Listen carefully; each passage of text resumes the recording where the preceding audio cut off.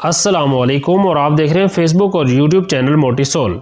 Friends, ये video उन लोगों के लिए है, उन स्टूडेंट्स के लिए है जो अपनी प्रेजेंटेशन स्किल्स को इम्प्रूव करना चाहते हैं, या उन सेल्स पर्सनस के लिए है जो अपने ब्रांड, अपनी कंपनी या अपने प्रोडक्ट के बारे में प्रेजेंटेशन देते हैं और चाहते हैं कि उनकी सेल्स इम्प्रूव हों, या उन लोगों के लिए है जो पब्लिक स्पीकिंग स्किल को इम्प्रूव करना चाहते हैं और पब्लिक स्पीकर या ट्रेनर बनना चाहते हैं।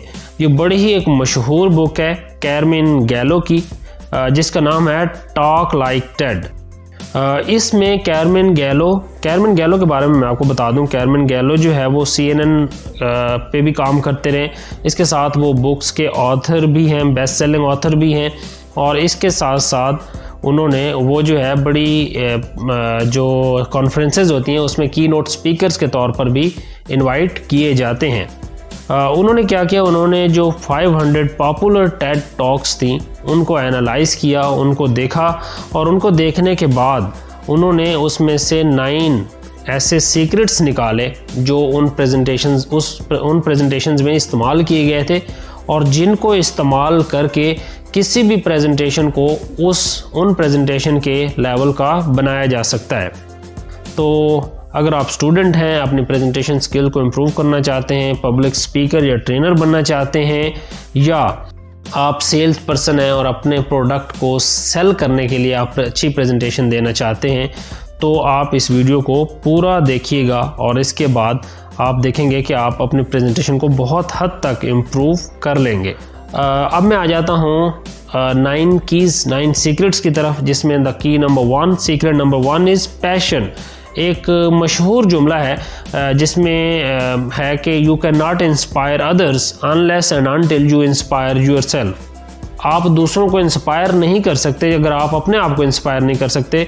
तो उन्होंने जो है कैरमिन गैलो ने देखा कि 500 जो फेमस प्रेजेंटेशंस थी, टेड टॉक्स थी, उनमें पैशन जो है वो था। स्पीकर जिस भी टॉपिक के बारे में बात कर रहा था, he was connected with the topic, वो दिल से बात कर रहा था।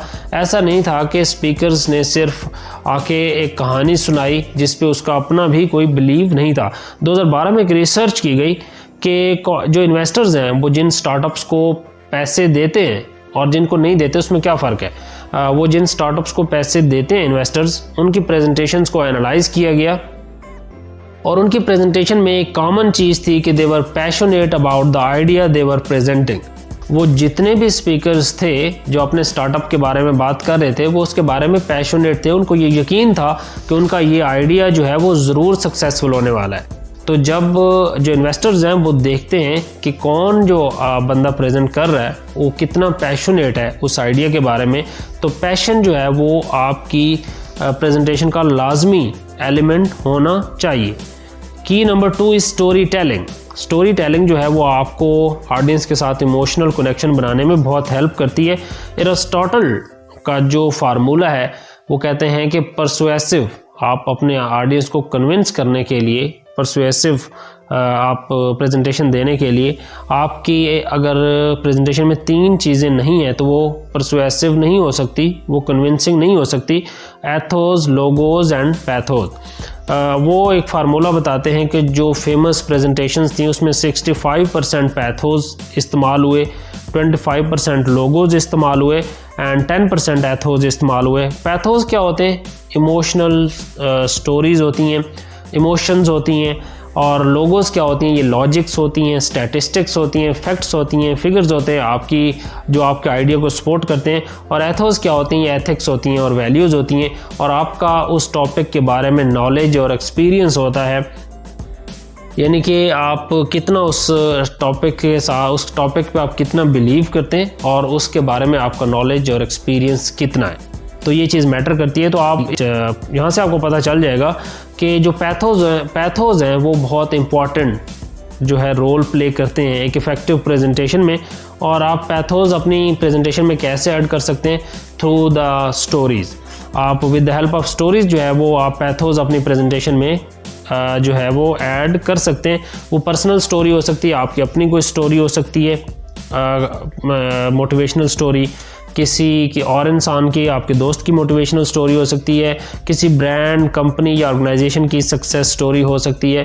जब आप इस तरह अपनी प्रेजेंटेशन में कोई स्टोरी ऐड करते हैं तो उससे क्या होता है, आपकी प्रेजेंटेशन बहुत इफ़ेक्टिव बन जाती है। लुडविग मार्शेन जो कि ड्राइव बाथ जो ब्रांड है इसके इन्वेस्टर हैं, उन्होंने जब टेड टॉक अपनी दी तो उन्होंने क्या किया, उन्होंने अपनी प्रेजेंटेशन का अपनी टेड टॉक में एक स्टोरी सुनाई कि ड्राइव बाथ एक्चुअली ब्रांड है जिसमें आप पानी का इस्तेमाल किए बगैर अपने बॉडी को क्लीन कर सकते हैं। और उन्होंने बताया कि कैसे उन इलाकों में जहां पानी की शॉर्टेज है उनका ब्रांड बहुत ज़्यादा लोगों को मदद फ्राहम कर रहा है अपने आप को क्लीन करने के लिए।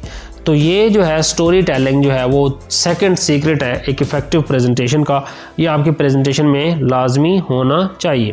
Third is speakers voice, gestures and body language जो है वो सिंक्रोनाइज होनी चाहिए।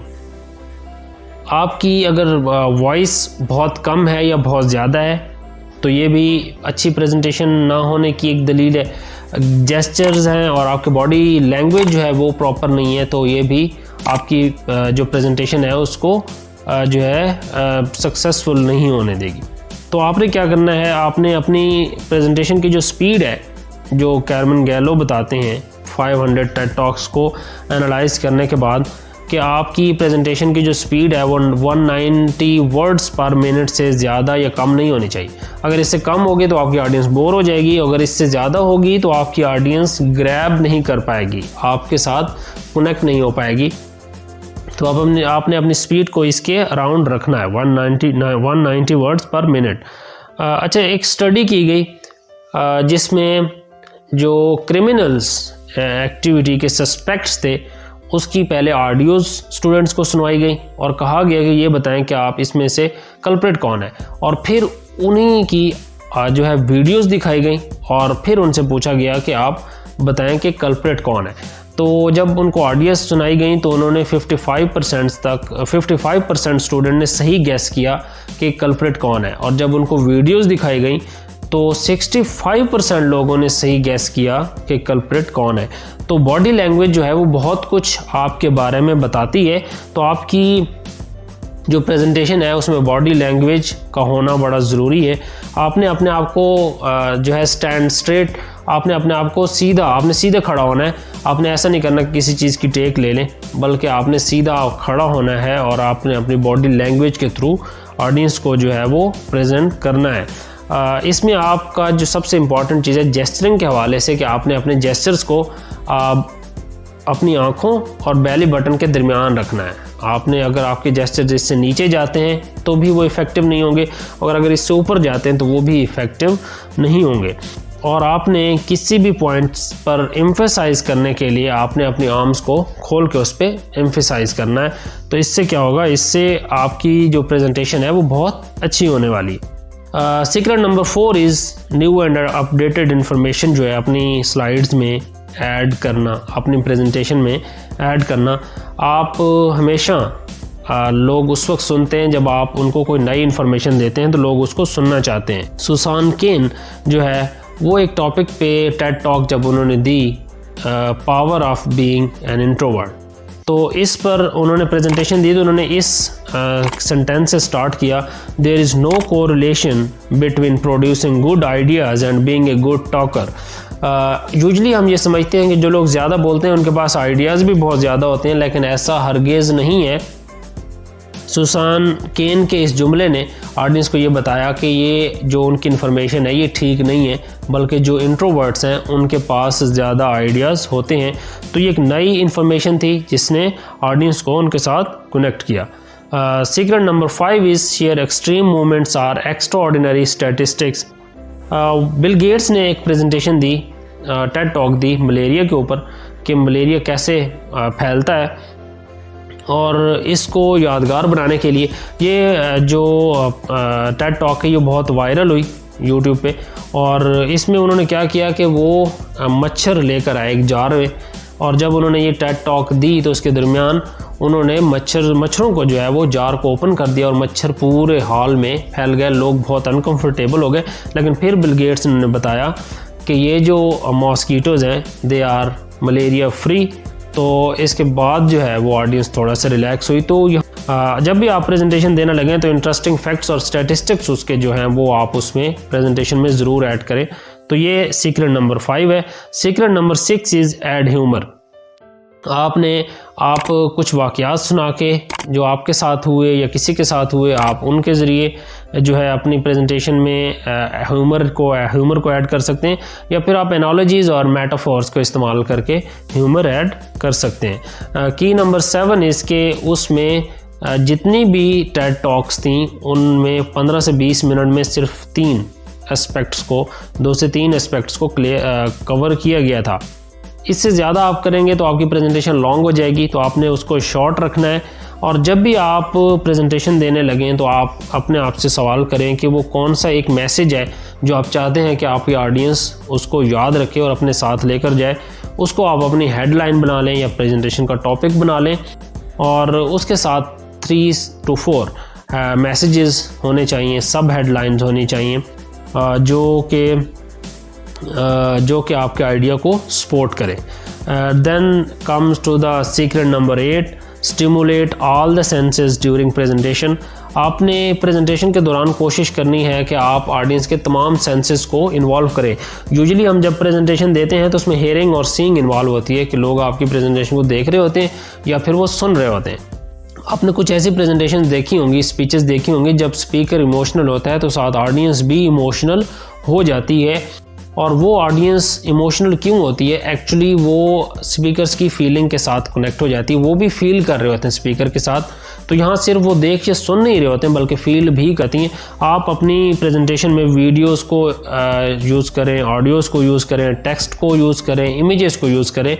इनसे क्या होगा कि इनसे आपकी ऑडियंस की तमाम जो सेंसेस हैं वो एक्टिवेट होंगी और वो आपकी इंफॉर्मेशन को ज़्यादा अच्छे तरीके से याद रखेंगे या उससे ज़्यादा इफ़ेक्ट होंगे।